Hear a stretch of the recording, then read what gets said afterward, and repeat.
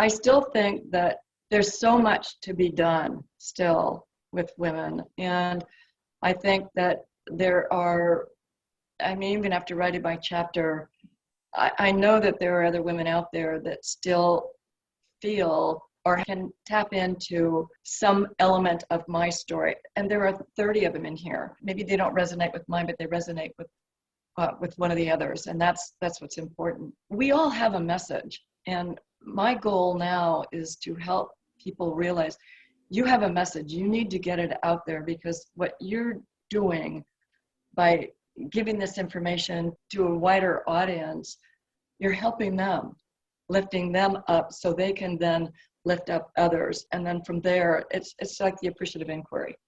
You know, you appreciate what we have, what each one of us has. We learn from it.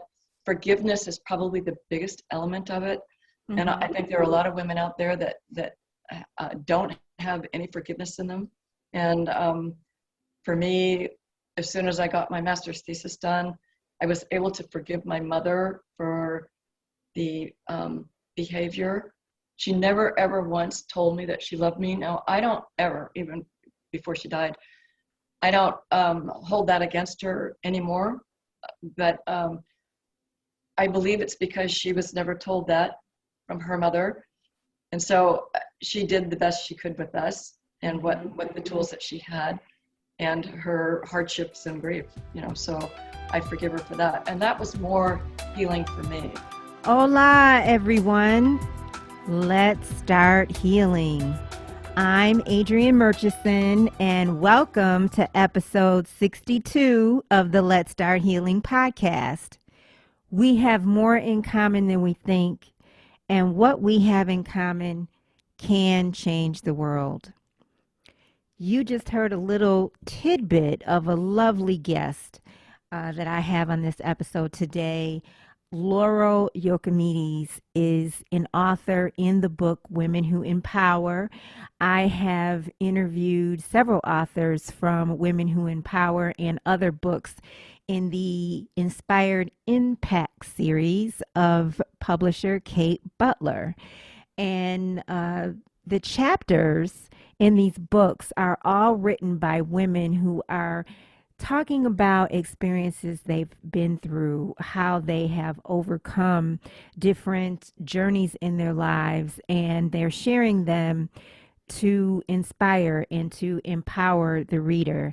And it's so relevant now. I'm coming to you on a day where we are talking about mental health awareness, mental health among athletes in sports, in professional sports especially, and them talking to the media or not talking to the media.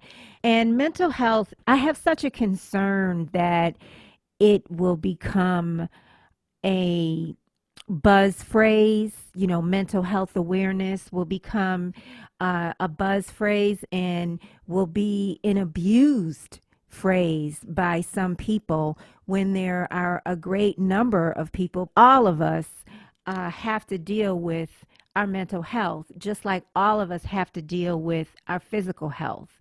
All of us have our ups and our downs, and some of us go through some pretty deep, dark valleys at some point in life. And I'm going to talk about this more in the coming days.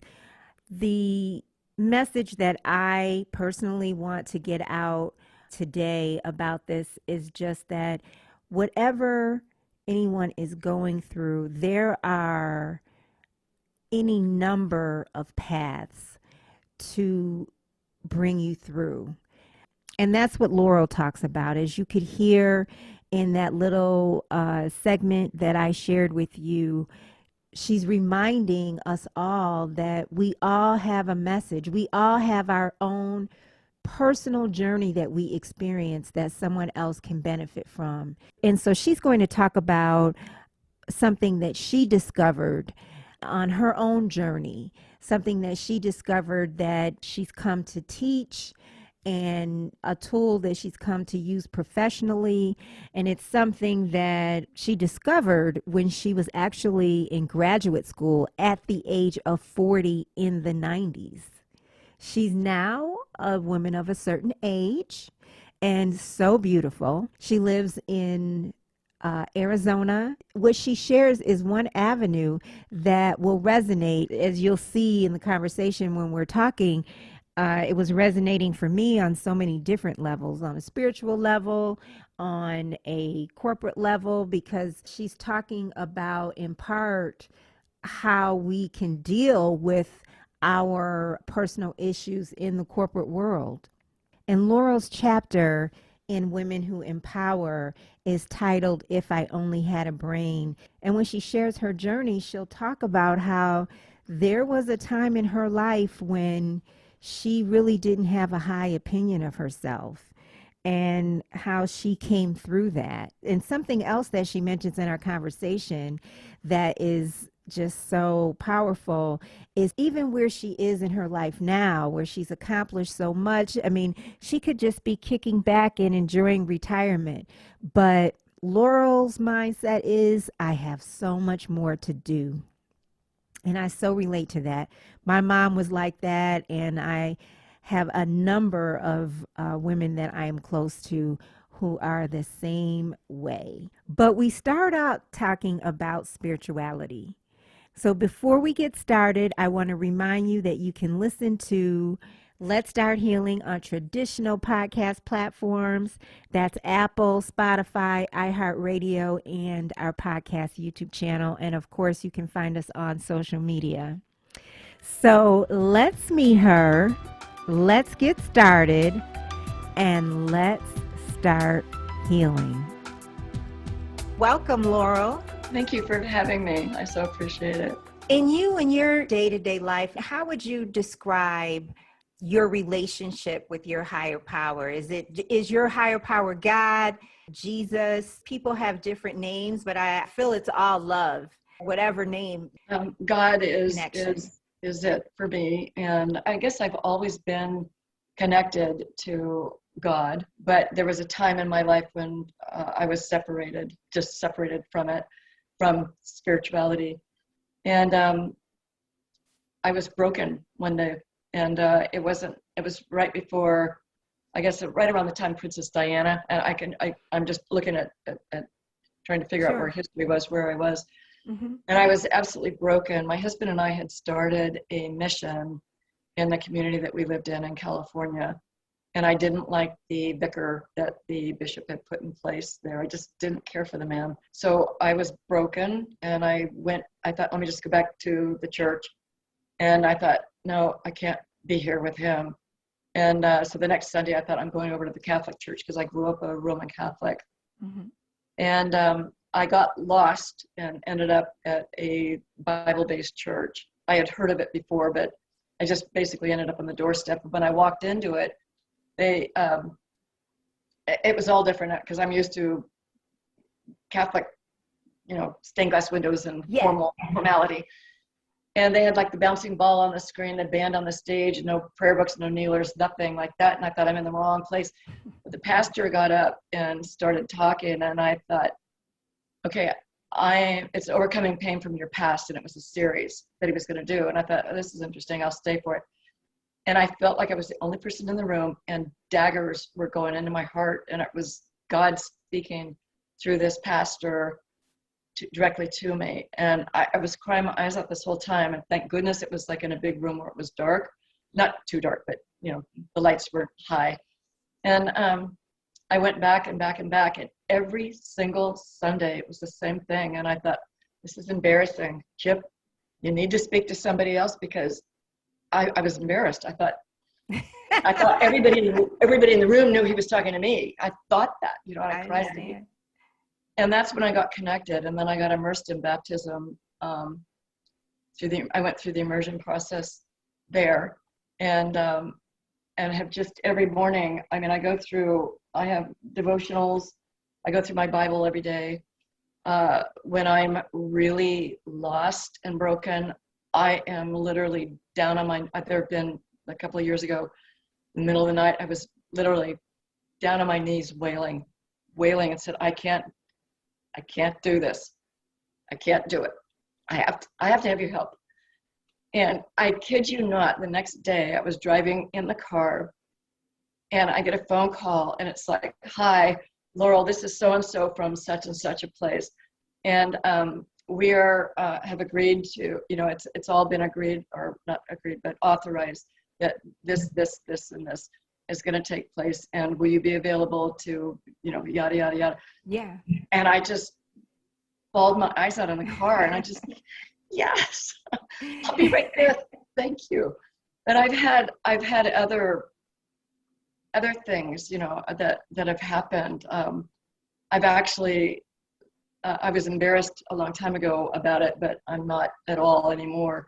I've actually had 3 incidences where I felt like the hand of God on my shoulder once when I was in a dentist office, and completely lost everything that was going on in the dentist office for a minute, because the dentist had asked me a question, and then I stopped when I realized he was waiting for an answer, and I said, could you repeat your question? I mean, just this whole thing flushed through my body when the hand touched me.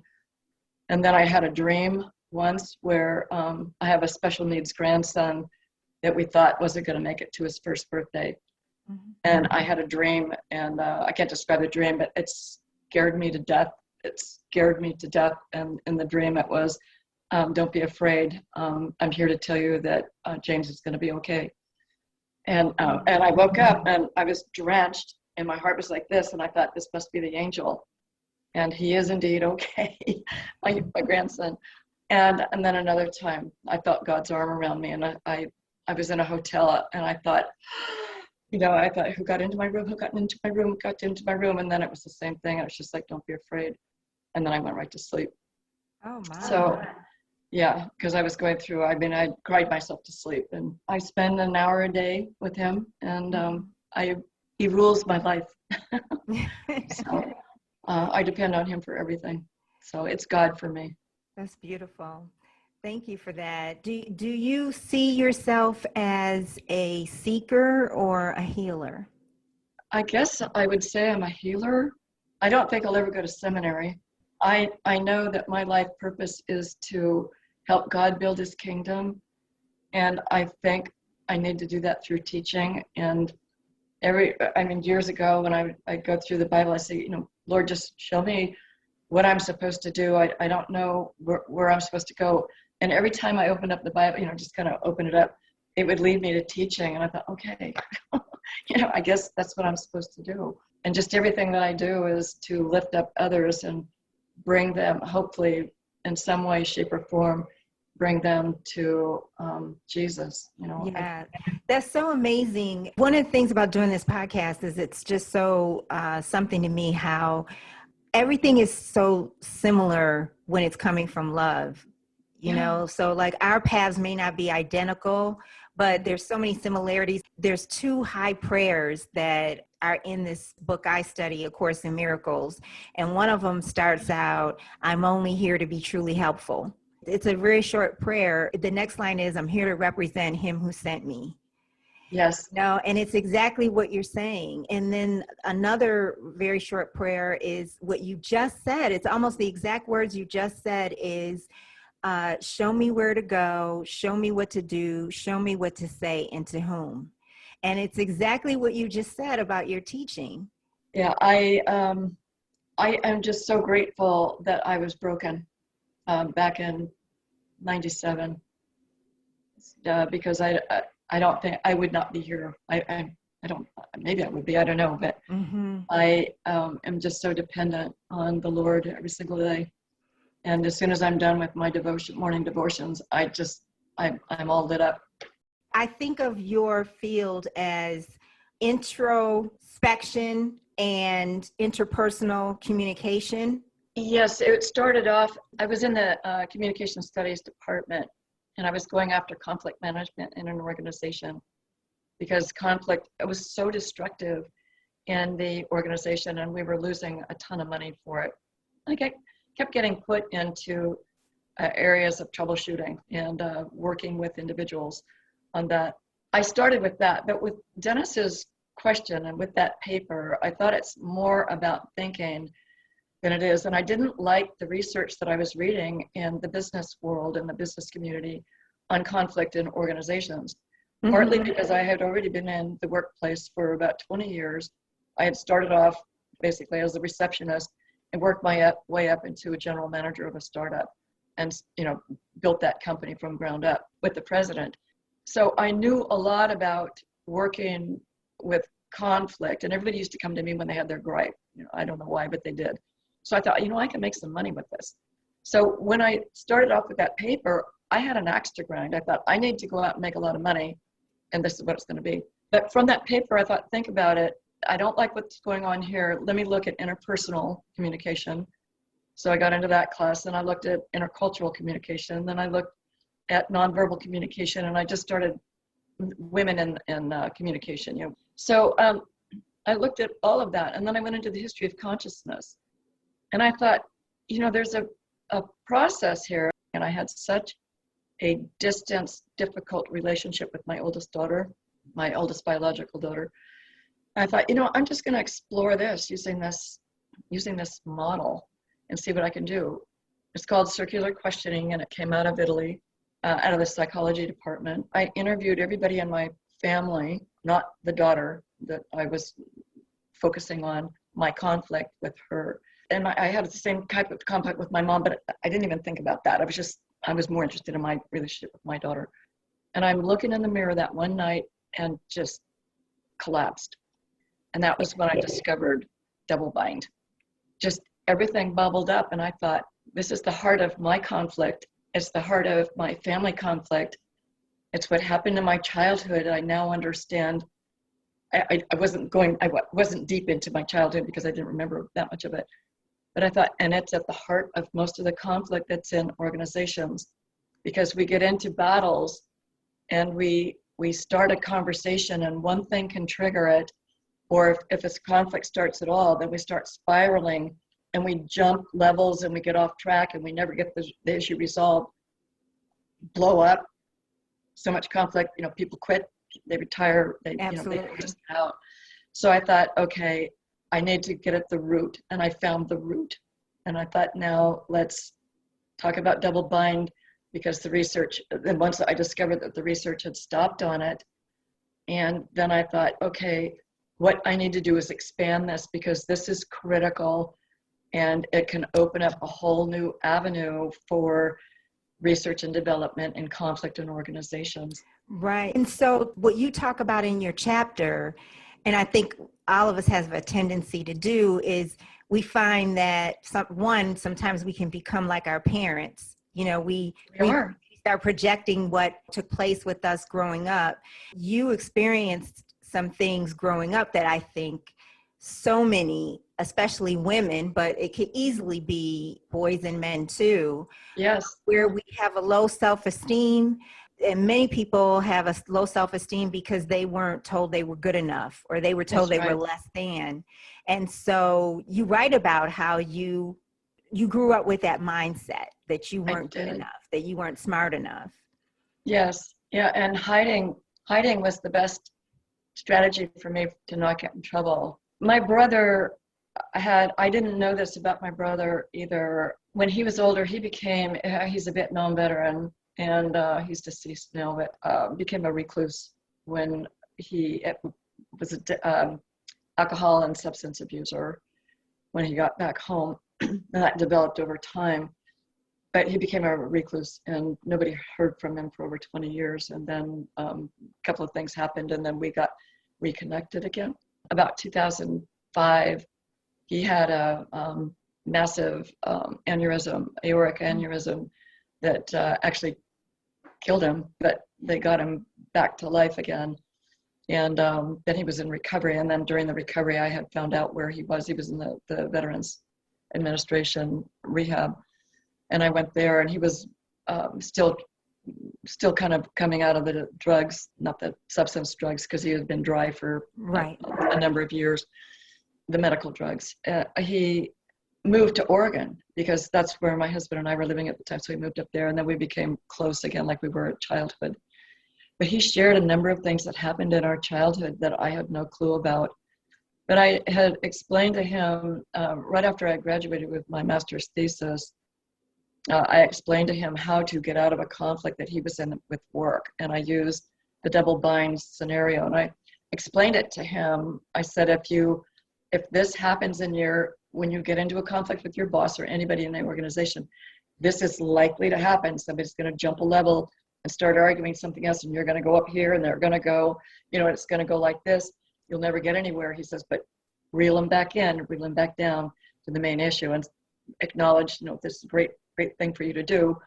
We can talk about that later, but first let's get this thing settled. Right. When he was telling you about things that had come up in childhood, were they things strictly with him, or were you involved in those things and you didn't remember?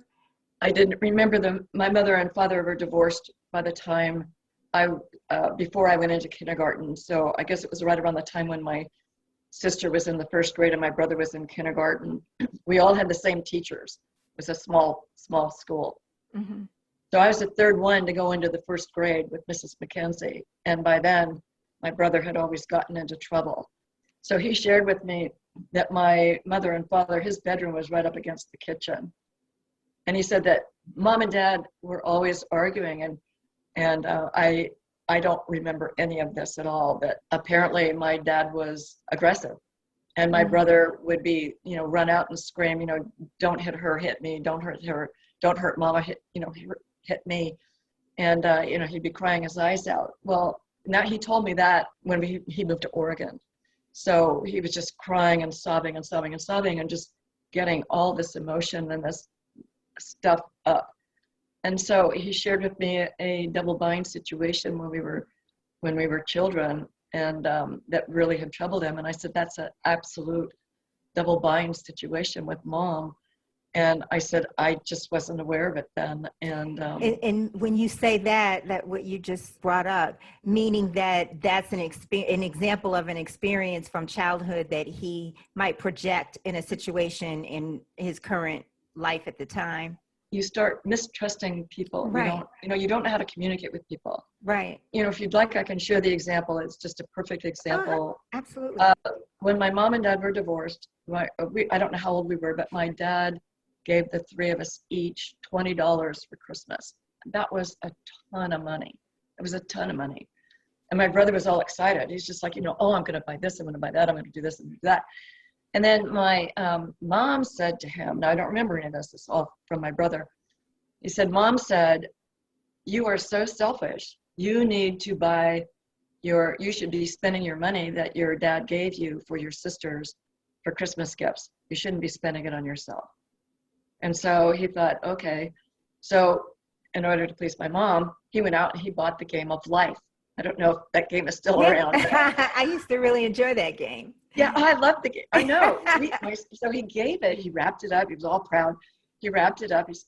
I don't know if he spent all of his money on it. Probably not, but he spent a good portion of it.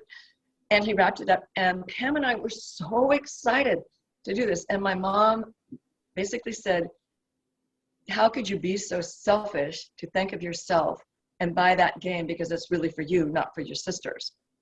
So no matter what he did, he was selfish for keeping his money and wanted to spend it on himself. And then he shared it, and did the right thing and shared it and bought something. And we got great excitement. He got great excitement, and he got punished for it. So you bring that into the organization with you. You bring it, and something can trigger it at home, your spouse, your kids, and then you get to work and you're all fired up, and anybody can just look at you cross-eyed, and that's just boom, that's it, you're toast.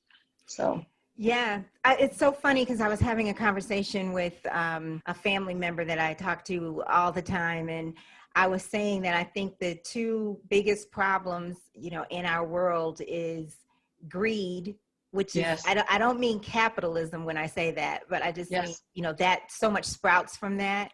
Yes. And the inability of many of us to not be willing to look at ourselves and our issues and to work on that. There's such a resistance to that. And it just mounts and mounts, and it turns into all kinds of things. Violence, just conflict in the workplace. It turns into so much. Yeah. And that basically is what you just mentioned about, looking inward. When I was in graduate school, when I was looking in the mirror and saw my mother's reflection, it made me realize that my behavior, I could see what I did to put my fist out in front of my children without realizing it. I didn't know. I just didn't know. I did the best I could, but it's heartbreaking. It's heartbreaking. But yeah, it is. but it's such a breakthrough. It was a festering wound that needed healing, and the Lord gave it to me right when I needed it most. So. And is that a term, double bind? Was that a term that you came up with, or did that term exist already? It existed already, and it came out of the work of Gregory Bateson. And Gregory Bateson was searching for a universal epistemology, how we come to know and think and react and respond to the world. And he bounced around from field to field to field. And so when he ended up up at UCSC, and I never met him, he had died before I had worked on my master's thesis. I loved him. I loved his thinking. He was so advanced. He was more advanced for his time than people were willing to give him credit for. And they just thought of him as probably like an Einstein. He can't settle in. And Dennis, my professor, basically said the same thing. Laurel, you need to settle down. You need to figure out what it is you're going to do for a master's thesis. You can't be all over the place. I thought, well, I'm just exploring. I need to figure it all out. So after you graduated, how did you use this information as a profession? They asked me as soon as I graduated. I had been a teaching intern, teaching public speaking. And as soon as I graduated, they wanted to hire me as a lecturer. After I had been a teaching intern, as I said in my chapter, as soon as I stepped across the threshold of my very first classroom, you have to understand, I was scared and I had no clue where I was going with my thesis. I was a graduate student in my second term. Mm-hmm. And I thought, okay, how am I going to get through this? Because public speaking is not my thing. I didn't think so. And I loved my class. I loved them so much. And you were teaching, where were you teaching, in California? San Jose State University in California, yeah. And so when they asked me to teach full-time, they gave me a critical thinking class, and then they gave me an interpersonal communication class. And my thesis committee chair used my master's thesis as her textbook for her graduate program in interpersonal communication, and I used parts of my thesis for analysis for my upper division interpersonal classes students as well. Mm-hmm. And then when I moved along in my teaching, I decided that I wanted to work on leadership, get back into the organization. So I didn't go out and consult as I planned to, but because I love teaching so much. But I decided to turn the leadership section in my critical decision making in small groups. Mm-hmm. I turned it into a servant leader model. I just thought, what, I'm going after this. And I told my students that I was going to use the model of Jesus. And I said, I'm not going to be teaching you the Bible, but I want to use Jesus as my example, because I don't think there's anybody in this room that can argue that Jesus has he's one of the greatest leaders that ever walked on this planet.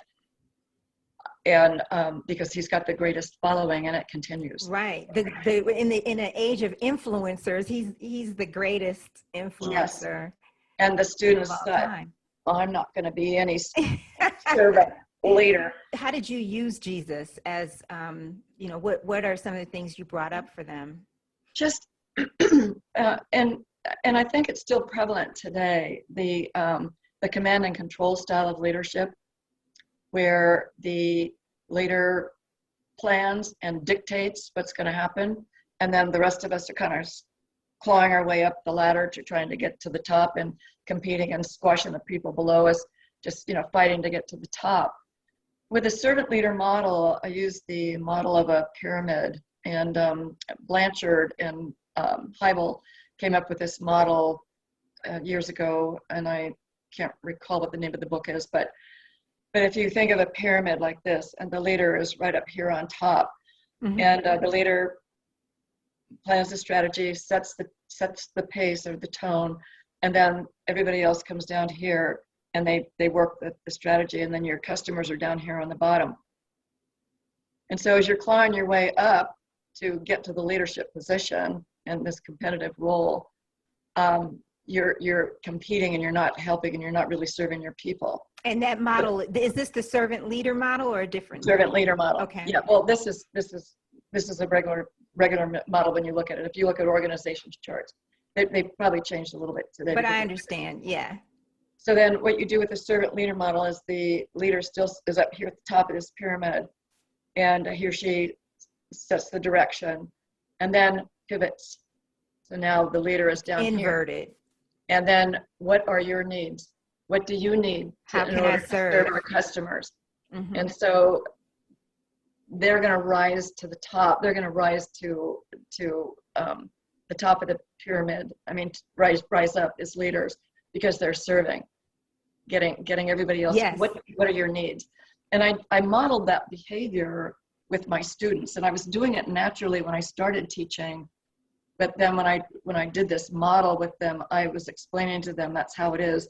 You know, when you need help or direction with somebody, you go and you seek help, and that's what the leader is to do. It's not to, it's not command and control.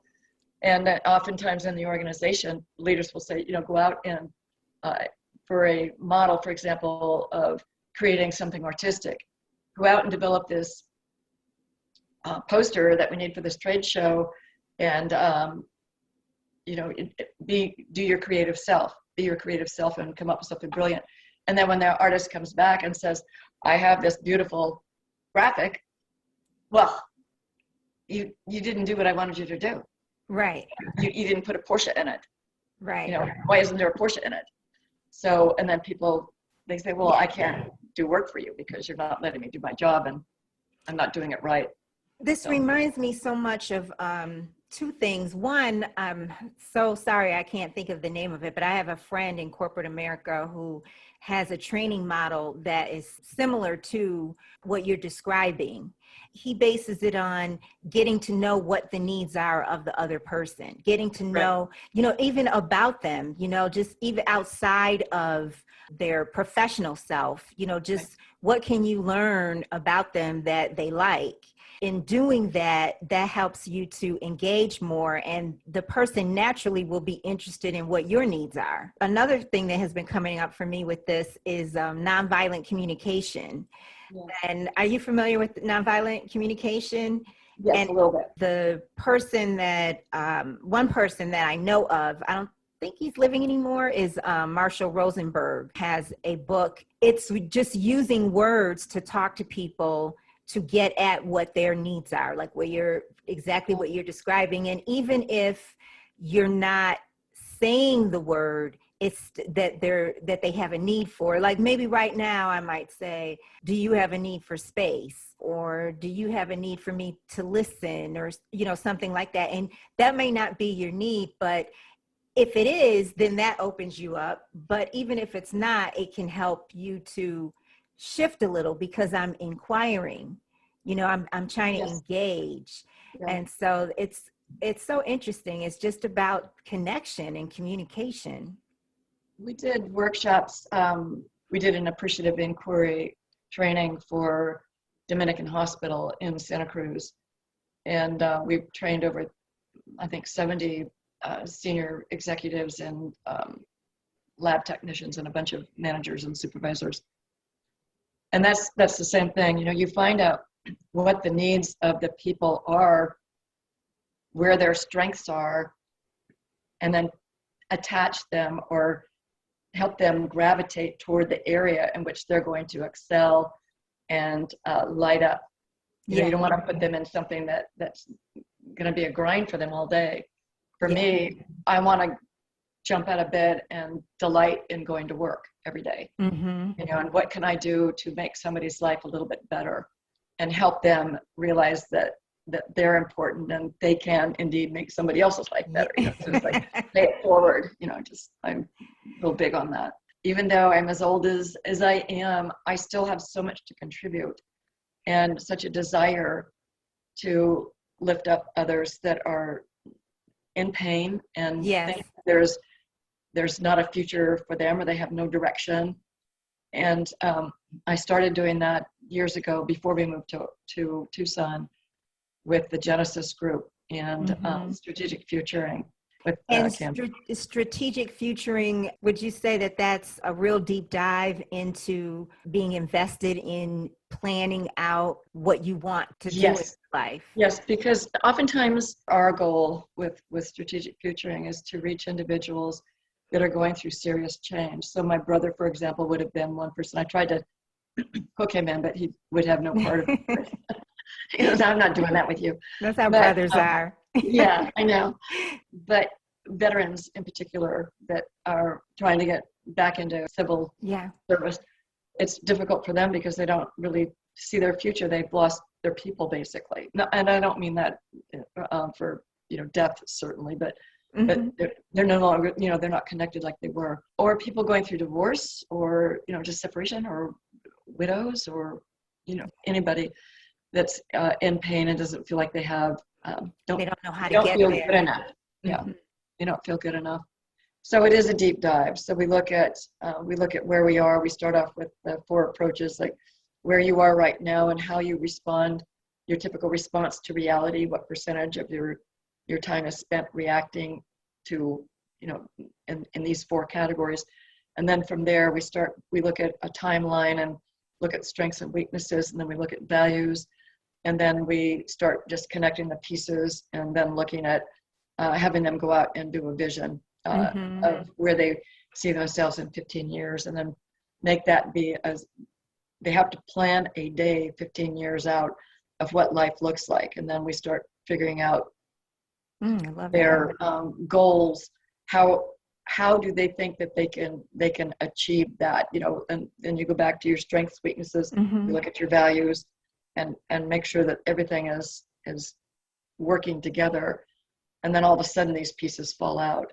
I want to ask you more about women. The book is called Women Who Empower, and you're so empowered, and you've seen so many shifts in our world, in our country, in our culture for women. I'm just so curious about how remarkable is it for you? I mean, I think about I was a child, of the 70s. I was in high school in the 70s, so I don't remember a lot. I know my mother fought discrimination, but it was more about race than gender. But then when you started going in the corporate world as an adult, there was different inappropriate touching and things that would happen. Yeah. But for you to see the evolution, just having come through it, and now, what do you feel? What do you see? How do you compare it all?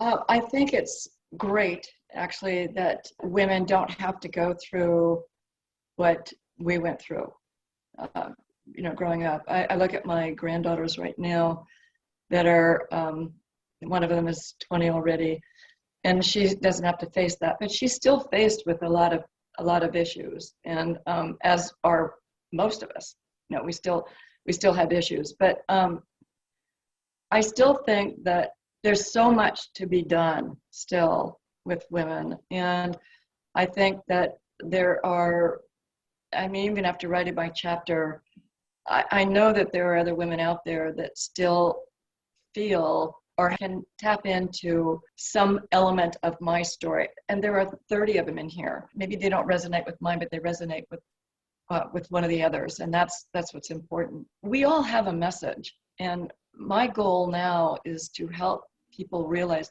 you have a message. You need to get it out there, because what you're doing by giving this information to a wider audience, you're helping them, lifting them up so they can then lift up others. And then from there, it's like the appreciative inquiry. You appreciate what we have, what each one of us has. We learn from it. Forgiveness is probably the biggest element of it. Mm-hmm. And I think there are a lot of women out there that don't have any forgiveness in them. And for me, as soon as I got my master's thesis done, I was able to forgive my mother for the behavior. She never ever once told me that she loved me. Now, I don't ever, even before she died, I don't hold that against her anymore. But I believe it's because she was never told that from her mother. And so she did the best she could with us and what the tools that she had and her hardships and grief, so I forgive her for that. And that was more healing for me. So I think by sharing our stories, it's a way to lift up others, to give them hope that there is a brighter future for them out there, and to keep leaning into these challenges. They're given to us for a particular reason, and it's for us to help other individuals not have to go through what we did. Oh, wow. Well, I really appreciate you sharing so much. It's just been wonderful talking with you, and congratulations on Women Who Empower. Thank you so much. It's such a delight to meet you. It's an honor to be here and share this time with you. Well, thank you. Thank you. Thank you for joining us. Remember, you can listen to all of our podcasts on traditional podcast platforms. Until next time, let's start healing.